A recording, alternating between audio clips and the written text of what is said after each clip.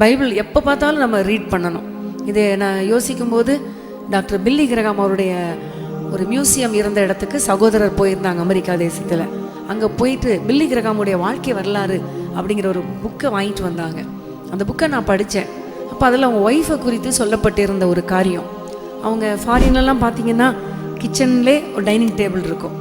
ஏன்னா அப்படியே வருவாங்க, கிச்சனில் சமைச்சிட்டே இருப்பாங்க, உட்காந்து எல்லாரும் பேசிகிட்டு இருப்பாங்க. இப்போ நம்ம இடத்துல தான் பேசுகிறதுக்கே டைம் கிடையாது குடும்பமாக, ஆனால் அவங்க பேசிகிட்டு இருப்பாங்க. அப்புறம் அவங்க வெளியே போயிட்டாங்கன்னா இவங்க கிச்சனில் சமையல் பண்ணிகிட்டு இருப்பாங்க. அப்போ அந்த டைனிங் டேபிளில் எப்போவுமே திறந்த நிலையில் வேத புத்தகத்தை வைத்திருப்பாங்க பில்லி கிரகாம் அவருடைய மனைவி. அப்போ அந்த எப்பெல்லாம் அந்த சமையல் பண்ணிகிட்டே இருக்கும்போது நமக்கு டைம் கிடைக்கும்ல, ஒரு 5 நிமிஷம் குக் பண்ணிகிட்டு இருக்கும்போது குக்கரில் போட்டுட்டு விசில் வர்ற வரைக்கும், அல்லது அரிசியை போட்டுட்டு அந்த அரிசி தண்ணி கொதிக்கிற வரைக்கும், இப்படி அவங்க என்ன ஃபுட்டு செஞ்சாங்கன்னு தெரியாது.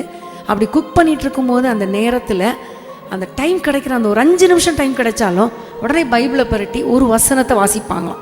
அந்த வசனத்தை உடனே பிடித்து அறிக்கை செய்வாங்களாம்.